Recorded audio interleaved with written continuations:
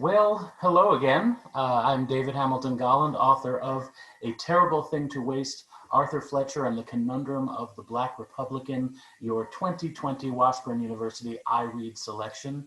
And I'm back to answer questions about the original presentation from last week, questions that have primarily come from the freshman students of Washburn University.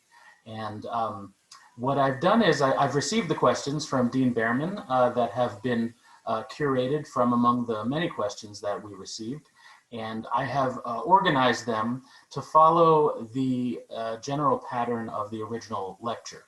And so I will be answering questions first about Arthur Fletcher himself, and then I will answer questions about my process as a historian and decisions and such that had to do with the creation of this book, the writing of this book, the choice of this topic. And then finally, I'll answer questions about the takeaways that I talked about at the end of the lecture. Let's begin.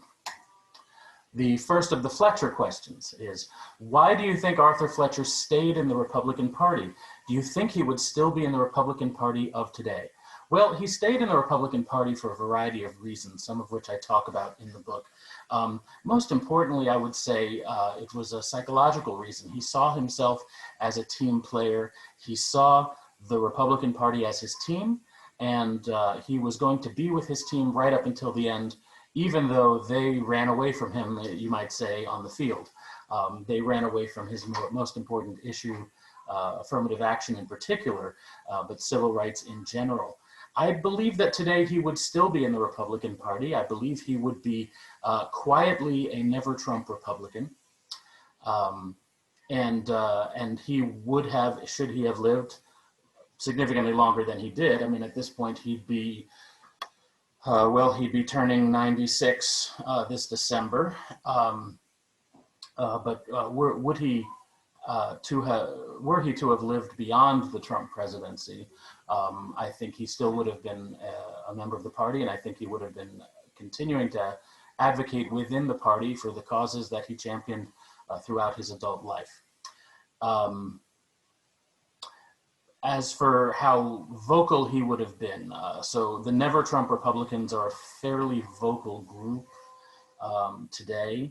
I don't know how vocal he would have been in his opposition to Trump, because I think he would have been hopeful of an appointment, as he was with Ronald Reagan.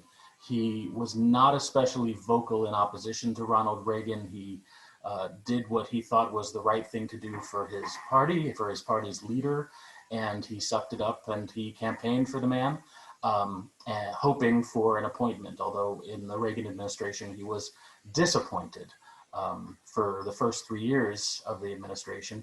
And understand, from the perspective of a presidential administration and for office seekers, 3 years is a very, very long time. There is no certainty. We look back with 2020 hindsight and we think, of course, Ronald Reagan was about to get reelected and it was an 8-year presidency. That wasn't the perspective. That is never the perspective during the first term of a presidency. The perspective is it's going to be 4 years and hopefully more. And so to be disappointed for 3 years of an administration is a big deal for someone at that level of politics.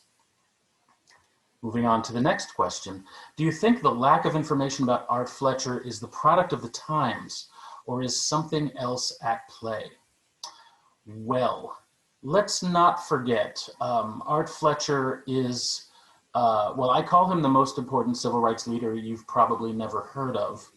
And that basically puts him at the top of a category that is very, very large. But it doesn't put him in that higher category, which are the civil rights leaders you've probably had heard of before I wrote this book. The category that includes people like Dr. King, for instance, people like Rosa Parks, going back into history, people like Harriet Tubman. That's a much smaller category, and Art Fletcher doesn't really play at that level, to use a football metaphor. Therefore, he's with a very, very large group of civil rights workers that most people would never hear of anyway. And I don't see that necessarily changing. Let's not forget that my book is an academic book. It was published by a university press. And so it's not intended to be something like a Stephen King novel or to get onto the New York Times bestseller list. And so, so I don't expect that Arthur Fletcher will move out of the category of civil rights leaders you've never heard of into the category of civil rights leaders you should have heard of. Perhaps we could call that the category. The basic category of civil rights leaders that might be taught about in elementary school, for instance. I don't think that is something else at play. I think it gets to this sort of conspiracy question. I don't think the media is trying to ignore Black Republicans, which I think is part of what the question is implying. I think Senator Tim Scott gets plenty of airplay, we used to call it, and Arthur Fletcher got plenty of coverage by the media during his life, mostly when he held the two highest ranking positions in government that he held. Assistant Secretary of Labor, primarily promoting the Philadelphia Plan during the Nixon administration, and chairman of the Civil Rights Commission during the first Bush administration.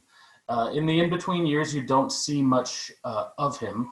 And if you were to look, for instance, at the Fletcher papers, and I hope you do, as they become available online, the digital Fletcher papers through the Mabee Library, you'll see not that there are gaps, but that there's sort of a kind of a curve, right? The volume of documents rises exponentially during the Nixon administration and then sort of plummets when he leaves. And then it rises again during the Bush administration, sort of plummets when he leaves. And so a lot of my work was kind of piecing together from far fewer documents, the stories that I needed to tell that were sort of in the middle. But no, I don't think there's any sort of a conspiracy to ignore Black Republicans. I think actually it's becoming a hotter topic. At least it is among historians. There's a number of us working in this field. And I expect there will be more books in the years to come. Not necessarily biographies, although I'm hopeful, for instance, that there will be a new biography of Senator Ed Brooke, Massachusetts Republican, same generation as Arthur Fletcher. Died just a few years ago, as a matter of fact. But other than biographies, I'm hoping there will be more scholarship in general on the phenomenon of African Americans who remain in the Republican Party in the second half of the 20th century, prominent ones, that is. And the next question is, what would Fletcher have thought about the Black Lives Matter movement? Very good question.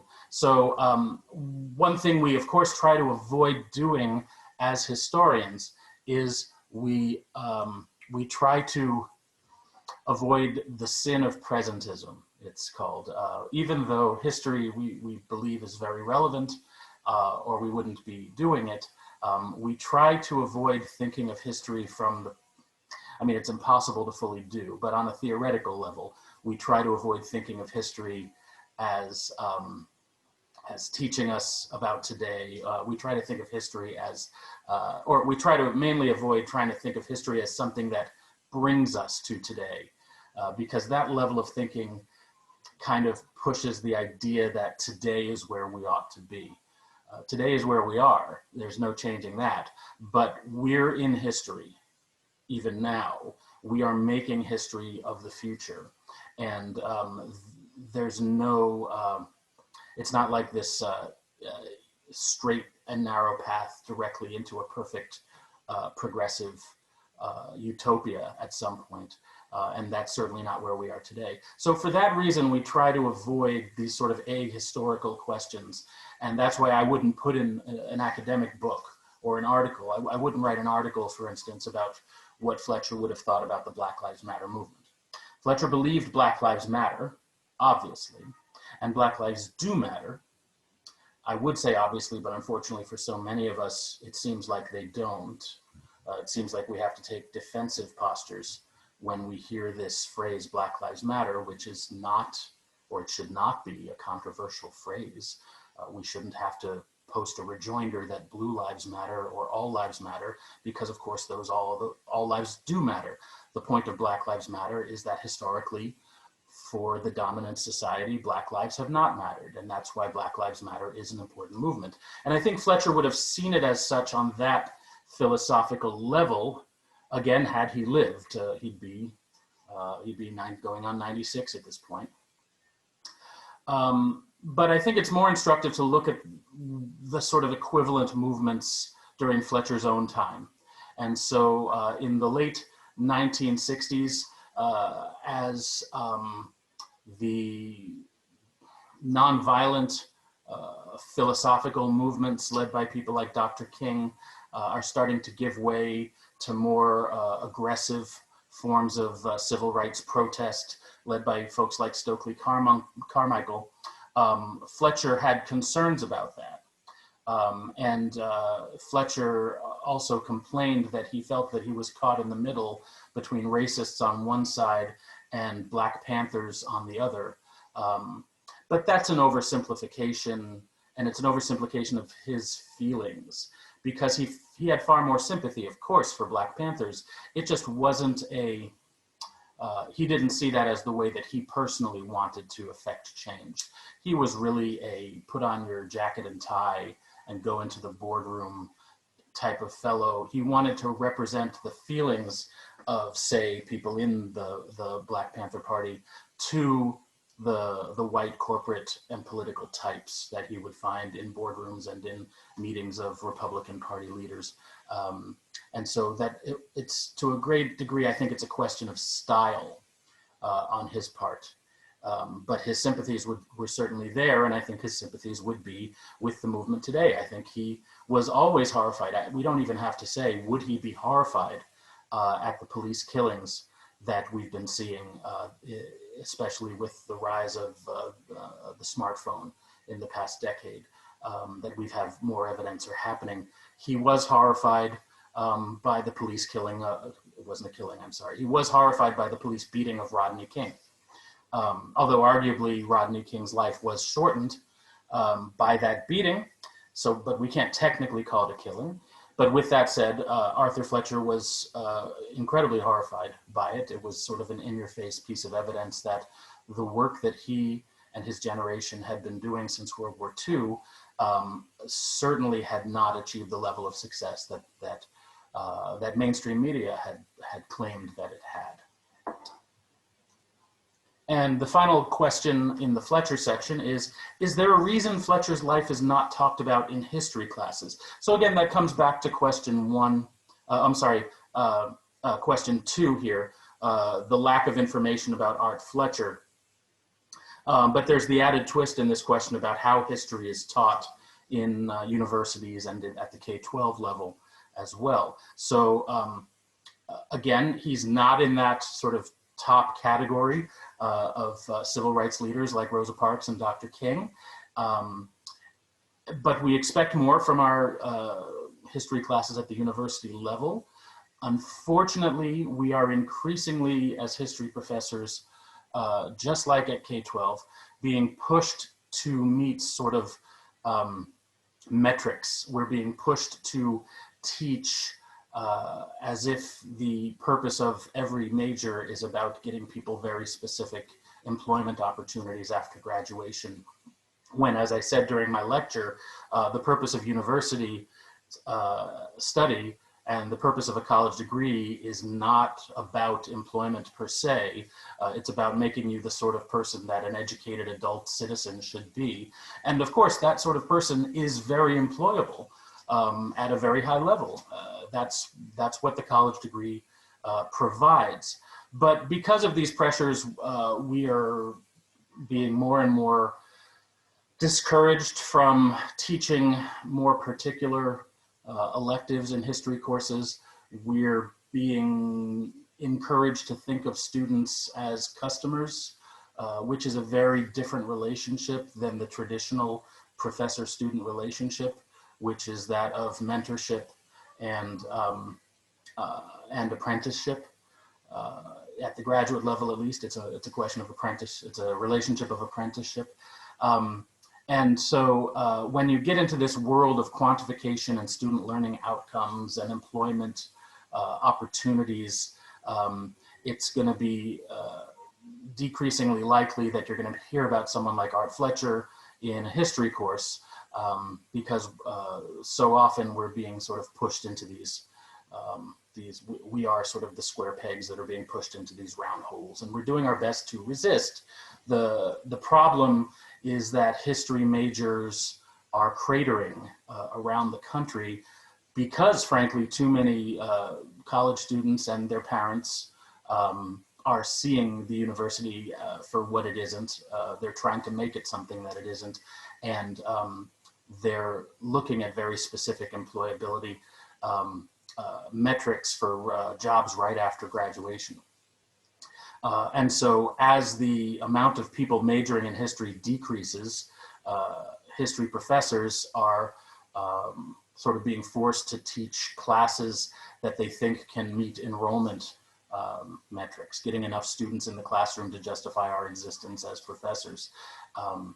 And so if you look around the country, I mean, you have large university history departments that used to have 500 majors a decade ago and are now down to single or maybe double digits, right? Less than 100 majors, or in some cases, perhaps even down to single digits. And then in those cases, you're going to see no history professors hired, and you're going to see perhaps even history departments closing.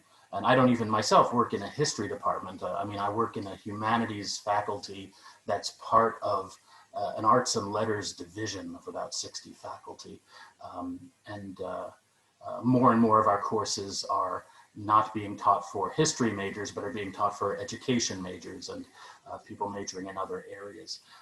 And I think that's a very long way of answering this question, why it isn't talked about in history classes. Obviously, it's talked about, Fletcher's life is talked about in my history classes, but it's fairly typical for us to be talking about our own scholarship in our history classes. But the more of you who choose to major in subjects like history, sociology, anthropology, subjects that only sound like a job if you're going to be a professor, English literature, for instance, the more of you who choose to major in these things, first of all, it's going to be a great education that you get. And as I often tell students, you're going to hear people joking with you that you're going to spend your career at Starbucks. And my answer is, first of all, if you get a job at Starbucks with a college degree, you're going to be moving into management very quickly, and they've got great healthcare. I'm not making a pitch for Starbucks. I'm just making a point that English literature majors are doing very well, even if they're working at Starbucks. And then they get to write poetry all day, which isn't that wonderful? I mean, which English major wouldn't want to do that, right? And there's plenty of free coffee in that event. I joke, but of course, it does turn out that at mid-range, at midlife, or 15 or 20 years into your career, liberal arts majors are in fact making very competitive salaries compared to the people who did business management or computer science. And the reason is that those degrees have to be, the stuff that they're teaching changes so quickly that you either have to go back for more and more training throughout your career to stay fresh, or you're out, you have to find something else, as opposed to the liberal arts majors, especially history, where we teach things like critical thinking skills, which are the sort of things that that are going to continue to be relevant and continue to be necessary as you move throughout your career. And then finally, who wants to play golf with someone who doesn't know about history? Ultimately, all those Fortune 500 CEOs, when they're looking for their next managers, they're looking for someone that they can have a good time with, that they can go to a cocktail party with, virtual now on Zoom, right? Or that they can go out on the golf course with. I don't personally play golf, but the point is, if you have something to talk about other than the job, your supervisors are going to promote you, because the social aspect of professional life is far more important than I think the number crunchers would like it to be. So let's move on now to the process questions. What made you decide to research the employment of African Americans? So yeah, this is an interesting question. I come from, I mean, I'm Jewish by culture, by tradition, by birth. And so I come from a tradition of being a minority, and being a minority that has faced severe persecution. And I like to say that I was raised in the shadow of the Holocaust. And I also come from, well, what that leads to, I think, is a childhood where I was pushed to always take the part of the little guy, quote unquote, little guy, little gal, the person who is the downtrodden, the person who has been born, in Arthur Fletcher's case, on the wrong side of the tracks, or with, the deck stacked against him. Because for my own people, the deck is so often stacked against us, and certainly has historically. And by the way, don't be fooled by our the current success of Jews in the United States. The Jews of Germany were doing very well, thank you very much, in the cosmopolitan late 20s, early 30s Germany, and you know what happened in the decade that followed. And so, we all do our best in the societies that we find ourselves in, but this was sort of the ethos that I was raised with. And the other part of it, I think, is that when I went to college and it became clear that I was going to major in history, and then later on it became clear that I was going to make a career of it, and then especially again in graduate school, I was given this ethos that you don't study your own story. And so as a Jew, I was told basically don't study the history of Jewry, which not all of us follow this ethos, but this was sort of imprinted on me very early. I also, incidentally, when I was talking about affirmative action in my dissertation in my first book, I wanted to put in a chapter about affirmative action in the professoriate, which is still not a very diverse, by the numbers, it's not a very diverse field. And we're making strides, we're working very hard to address that and to increase the diversity of faculty.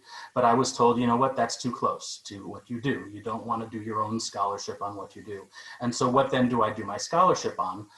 Well, find another downtrodden minority in American history. So if I'm not going to do Jewish Americans, I'm going to do African Americans. That was a pretty easy leap. And why employment? So I actually went to a college that is historically a business college. So I went to Baruch College, Bernard Baruch College, which is one of the City University of New York colleges. And some of the City University of New York CUNY colleges are geographically based, Queens College, Brooklyn College, and some of them are more specialized. And in the case of Baruch College, well, the phrase that became popular, I guess, towards the end of my time there was Baruch means business. Real catchy line there. But it was actually a wonderful place to major in history and the other liberal arts because they had these full departments. I mean, there were 16 history professors in the history department at Baruch College when I was there. Give or take one or two for retirements or other things, and people haven't been replaced yet, that sort of thing. And so I had all this attention, whereas most of the students at Baruch who might be majoring in business management or accounting, there are more professors in those areas, but there's far more students. And so you don't get all that individualized attention. I mean, there were typically 8 or 9 history majors per year, or less or fewer, when I was at Baruch. And so it's almost as if you have 2 professors per student, and that's a great ratio, and it's a great way to do college. But with that said, it was still in this sort of milieu of a business college. And in fact, the award that my undergraduate thesis won was an award that you really only find in that sort of an environment, a business college with a strong liberal arts side to it, where people can major in the liberal arts. It was the Edwin M. Canner Award for the best liberal arts thesis on a business practices topic, right? And so it's not as if I was overly encouraged to do this, but the sort of people that I was rubbing elbows with in class and the sort of professors that are there, there's just sort of this entrepreneurial way of thinking that's taking place. There's a business way of thinking that's happening at a place like Baruch College. And so I think that rubbed off in my choice of an undergraduate thesis topic. And so that led to when I was looking for a topic, it led to how slaves were employed, as I talked about in my lecture, in industry in the antebellum period. And the next question is, with so many political figures, especially of that era, what made you choose Art Fletcher? What caught your attention to write his story? So this was, again, during the dissertation. I may have told this story during the lecture about how Professor Josh Freeman said, well, why don't you just do a biography of Art Fletcher? It's like everywhere I turned, in the story of affirmative action, there was Art Fletcher. And he didn't appear, I mean, I'd have to look him up. I can't right now. I'm in my home office, and this book is in my, it's in my work office right now. But Hugh Davis Graham kind of wrote the big tome on the civil rights era from a political government perspective, and published in 1990, the late great Professor Graham. And I don't recall whether Arthur Fletcher appears in the index, but I'll have to take another look at that. If he does, it's very minor. But I was struck when reading that book by this Philadelphia Plan idea, and it wasn't a story that had been told at dissertation length or book length, so I went ahead and decided that I was going to tell that story, and I found plenty of sources, and I had a fantastic advisor, Dr. Clarence Taylor of the CUNY Graduate Center, now emeritus. And Clarence basically said, go down to the Library of Congress and look in the NAACP papers and look at the National Urban League records. And he wrote the appropriate letters, because you can't just walk into the Library of Congress and start looking at documents. Typically, you need someone to vouch for you and say, no, this is a legitimate student. Well, you can look at the Library of Congress documents, but there are certain records that are closed unless you have permission to see them. Let me rephrase that. And that is the case with the NAACP, and I think it's also the case with the Urban League. And so he got me permission. I think they actually had to send his letter about me that they had received. I think they had to send it to the NAACP and the Urban League to get those organizations today to agree to let me look at the documents. But went ahead and did that, and that just sort of opened my eyes. And of course, these are government activities. So the National Archives at College Park just has so many documents from every single federal cabinet department. And there's a whole section in there.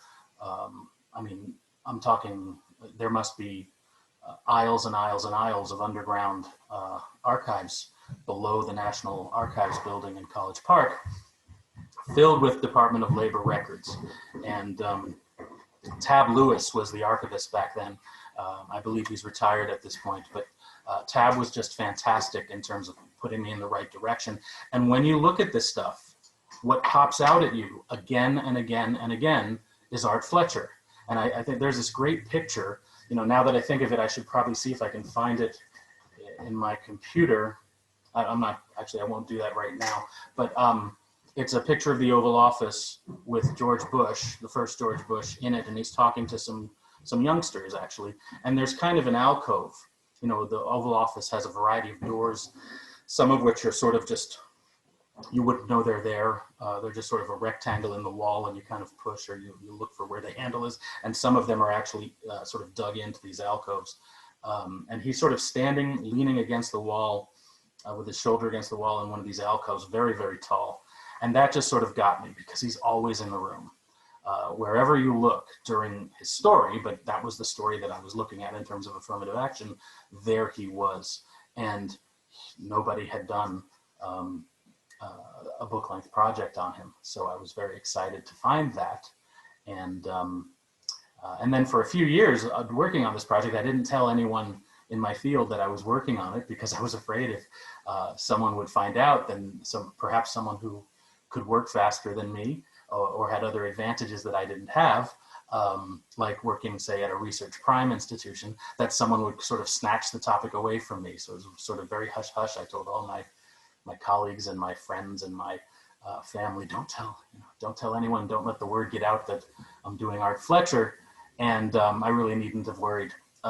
So the next question, What presented the most difficult challenge in telling the story of Art Fletcher's life? Was the process frustrating? Did you ever want to give up? Gosh, I would say getting the G Street papers, what I call the G Street collection, which are the Arthur Fletcher's own papers. That was both the most rewarding thing in terms of creating the project. I mean, it truly is the mother lode. It's something like 250,000 sheets, somewhere on the order of about 25,000 individual documents. But it was a challenge to get them. So I found out about them, I think, as early as the summer of 2010. Paul Fletcher told me about them, and at that time they were in the basement of Art Fletcher's G Street Southwest townhouse that he had bought in the early 70s, and which is still owned by one side of the family. And I must have, the following summer, or maybe it was the summer after that, got out to DC and had a look at them. And these were basically boxes filling up this basement all the way around and on the floor and on the tables. Just any sort of boxes, big boxes full of documents. But the basement had flooded perhaps twice or more, 2 or more times in the years since the documents had been put down there at his death. They had in fact, it's in the records, his bills from his storage space where he had kept most of this stuff in the early 2000s. At one point, there was a past due bill that I came across in these records. And so I know that right around the time of his death or shortly after, his widow and her daughter must have then cleared out the storage space and moved everything into the basement, which was then flooded. And so there was damage to a lot of these documents. And so it was frustrating, but it was exciting. And then the question was, how to make something out of this huge collection. And I guess a few months later, Paul Fletcher took possession of them, and he must have rented, I don't know, maybe he rented an 18-wheeler. I mean, this is a huge, huge collection. It's not just something you can shove in a van even, but somehow he got the whole thing down to Hollywood, Florida. And then finally in the summer of 2014, I went down to Hollywood, and Paul and I, with the help of some students, we managed to digitize pretty much the whole thing over the course of, I guess it was about 3 weeks. I originally gave myself 2 weeks down there, had to get a high-speed scanner. Ultimately, I was trying to do it the way I do it in an archive with just a tripod and a camera, snap, snap, turn, snap, turn. And that was going far too slowly. I was going at about a pace of about a box per day. And I thought, I've only got about 20 days and there's 150 boxes. Got to move faster. So we went in on a high-speed scanner, got the team working, got everything lined up, got some space that we borrowed to set up these tables, and just did the work. And so incredibly challenging to get that done, incredibly frustrating, but also just incredibly fascinating. And there was just so much there. Did I ever want to give up? There were moments when, especially before I got the G Street papers, before the summer of 2014, before the digitization, there were not moments when I think I was contemplating giving up. There were moments when I thought maybe I'll just write 3 or 4 articles instead of a book. I think that happened. And then I did write a couple of articles and publish articles. I published in California History. I published an article about Fletcher's spiritual life in Claremont Journal of Religion, and also sort of left the topic very briefly and wrote an article about the history of race and gender in Star Trek. Not in terms of giving up, but in terms of just sort of finding a way to use my time in a scholarly way when there were moments when I couldn't really move forward with the process. But I think once I got the digitized papers and finished the other archival trips that I needed to take, got out to Los Angeles and went to the Reagan Archive, and the Nixon papers, which are out there near LA. And just sort of gathered it all up, a few extra trips out to College Park. There was one, for instance, looking at Arthur Fletcher's military records, trying to find his unit records, which are in College Park. The personnel records of the military are in St. Louis.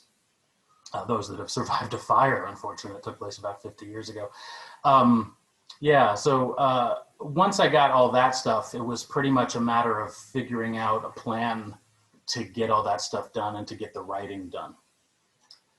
Which leads me to the final question on process. How many drafts did it take for you to end with your published draft? So I went chapter by chapter, and it would probably, as I finished the research for each chapter, I would say I would do the writing of a first draft in about 10 days. And then I would close edit it 3 times. I would print it up on actual paper, and I would take a red pen like I do with my students' papers. I gave myself no quarter, and went to the dining room table. And each time I had one of these chapters drafted, then I would read it very carefully with that red pen, make all the changes I felt I needed to make, in some cases moving entire sections of writing from 1 page up 4 pages or back 6 pages to a place where it fit better. And then I would go to the computer and I would work backwards so that I could figure out what page number I was at. So I just sort of flip them backwards and do the edits that I found in my red ink, and make the change on the digital draft. And I would do that 3 times for each chapter. And then I think when the whole thing was done and drafted, and each chapter, including the introduction and the conclusion, had gone through that 3-time editing process, then I went and did the whole thing again with the red pen, made more changes, I would say. And during that time, I was already looking for a publisher, because in my field, you can get a book contract with 3 chapters, pretty much is kind of the rule. And I started talking to people at conferences, publisher representatives at conferences, to see if we would have a good fit, and then started sending out proposals. And ultimately, I didn't get an approval from the University of Press of Kansas until the full draft was done. And then, in fact, they lost it for about 5 months. There was a personnel change over there on the editing side, the acquisition side, I should say. And but I made another polite query, and I said, hey, I haven't heard from you guys. What's going on? Are you interested in the book? And sure enough, they were. And so they then took that rough draft that I would say had probably been fully edited by me at that point by about 4 times, and sent it out for peer review. And then when the peer review came back positive and the board of the UPK, University Press of Kansas, approved the contract, I had to make additional changes based on what the peer reviewers had suggested. And I would say that's 1 full redo. So I guess it's a total of about five times. And that doesn't count sort of as I was writing the first draft, typing something in and going back and changing it, So yeah, I would say 5 really complete times that a finished draft was edited, either at the chapter level or at the level of the full manuscript. And that brings us now to the takeaways questions. I think there's 3 of these. Do you think that Fletcher's connections are what made him who he is, or do you think regardless, he would have gotten to where he was without the connections? The connection seems to be very important since he had met people to help him keep going. Yes, his connections made him who he became. But he made the connections, right? So, and he also maintained the connections. So he was very smart. At every stage of his life, at least after the Army, but even, I would say he even treated the high school administration this way while they lived. But and while he could maintain contact with him. But when he would make a connection, high or low, he would maintain that connection. And he was gregarious, and he was fun to be around. And I hope this comes through in the book, but it definitely came through when I was interviewing people who knew him.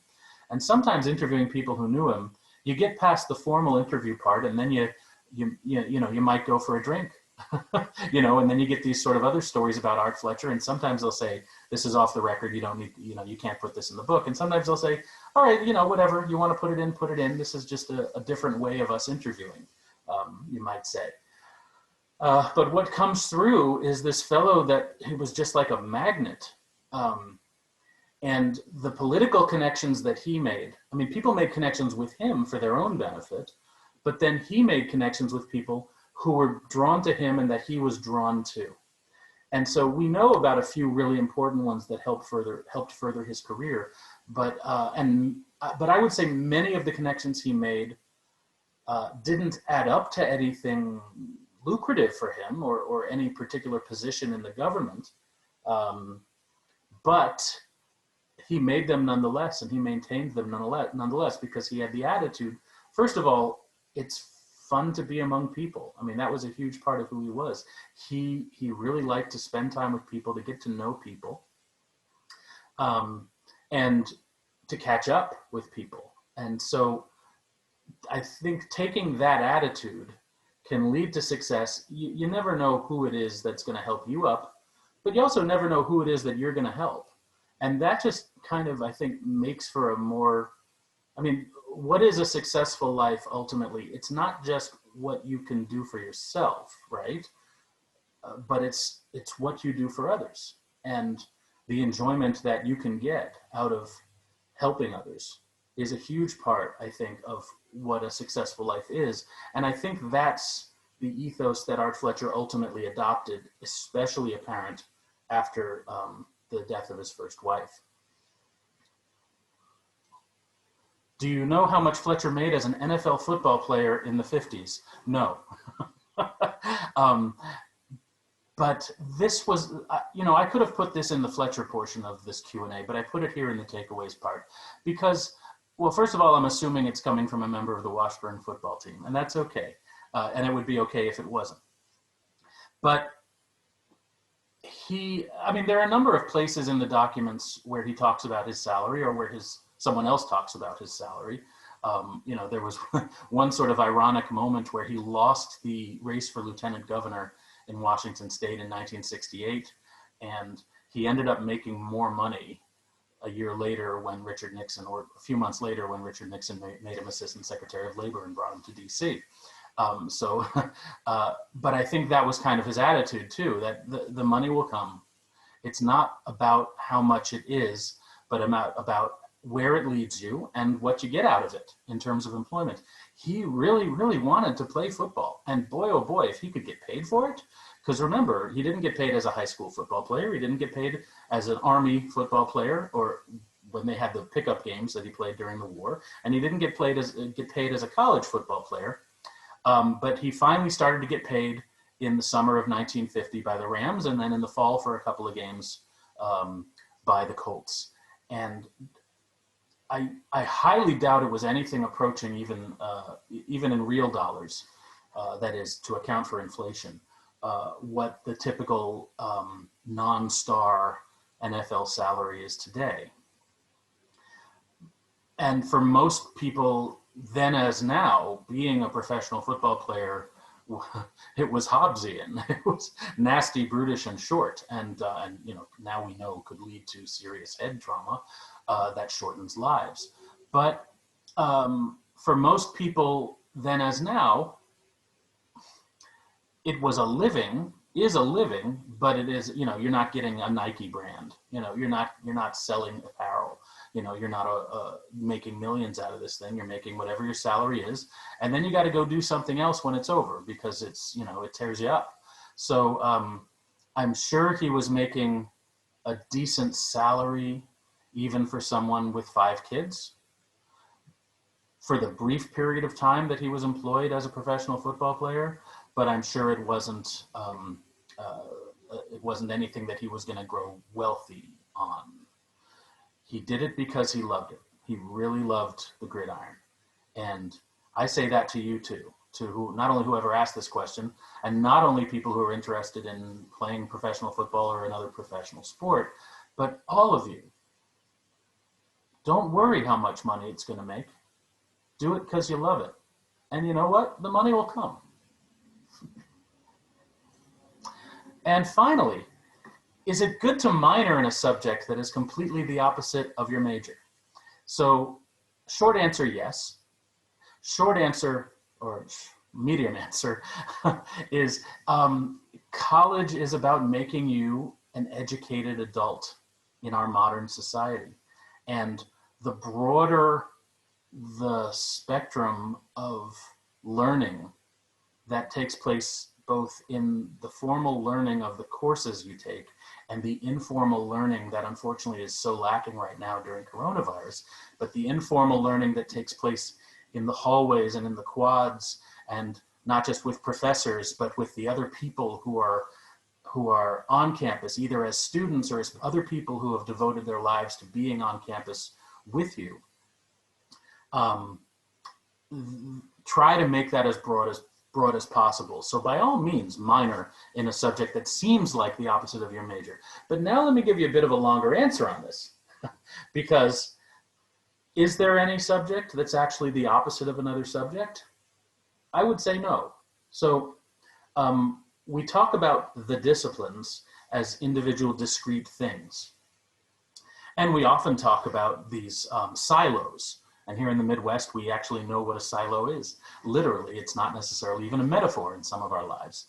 But we talk about how each discipline is in its own silo, and never the twain shall meet. And we create interdisciplinary fields, and even a major. We have one in my institution, Governors State University. We may have one at Washburn as well. Interdisciplinary studies. But those are metaphors that are true, but also not necessarily true. A lot of, especially the liberal arts subjects, are very interdisciplinary by nature. I mean, just look at what goes into writing a biography. I have to know about anthropology. I have to know about sociology. I have to know about political science. I have to know about economics. I have to know about sociology. I already said sociology. I meant to say psychology. I mean, psychology is a huge one. I actually presented drafts of these chapters as papers at the Mount Sinai Medical Center Psychology Department, or Psychiatry Department, actually, because it's a medical center, to get their feedback on the psychology of Arthur Fletcher. So in order to do history, you have to do all these other subjects. In order to do these other subjects, you have to do history and all these other subjects. But the other thing I'd like to say on this topic of minoring in something that seems like the complete opposite of your major is, don't just take it from me that there's connections. Find the connections yourself. Now let's give an example of what may be something that students would think is completely the opposite. How about computer science and anthropology? Don't those seem like completely different topics, right? Computer science, it's artificial, it's technology. Anthropology, it's about the way human beings work, and it's about what human beings do, and that sort of thing. How could these possibly be related? I'm not going to tell you. I'm going to tell you to major in computer science and minor in anthropology, or vice versa, and figure it out for yourself, because that's what college is all about, teaching you how to figure out these things for yourself. The moment when I realized I was going to be a successful college student, I may have been a junior, it may have been that late, but it may have been earlier too. I guess I saw The Matrix, and that's about that time in my college career when The Matrix came out, or the original one. And there's a moment, if you watch this movie, The Matrix, when Neo suddenly figures it out and realizes that he has this superpower. He figures out that it's all zeros and ones, and that by reading the code of the world that he lived in, he could change it and make things happen, in a nutshell. And what he figured out was how to make all these connections within the code. For me, there was just this aha moment, and it's almost, imagine a light bulb popping on above my head, where I suddenly realized they're all connected. Every single subject you could possibly take at a university is connected to every other one that's there. But it's up to you as the student to find those connections. And if you can, you'll have that aha moment that Neo in the Matrix has when he suddenly realizes that he can control the code.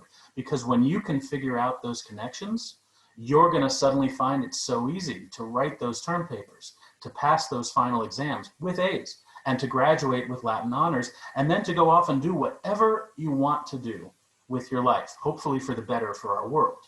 So go and find those connections, and don't worry if it seems like the opposite, because it's up to you to figure out how it's not. And that was the last question. And so I put up this final slide on my PowerPoint just to say, for more information about me or about my books, my scholarships, my teaching, or even if you'd like to, hopefully when coronavirus ends, if you'd like to see me and get your copy of A Terrible Thing to Waste signed by the author, come and see me on my book tour, which will probably never end. And even before coronavirus ends, I have other upcoming appearances that you can find here on my website, davidgolland.com, davidgolland.com.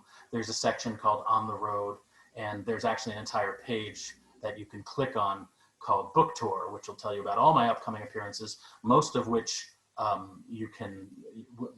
this point are planned to be virtual. And so you can see more of me talking about Art Fletcher and other historical and scholarly topics. So I'll take this moment once again to thank everybody for their hard work on the iRead program at Washburn University, especially Dean Behrman and Sean Bird.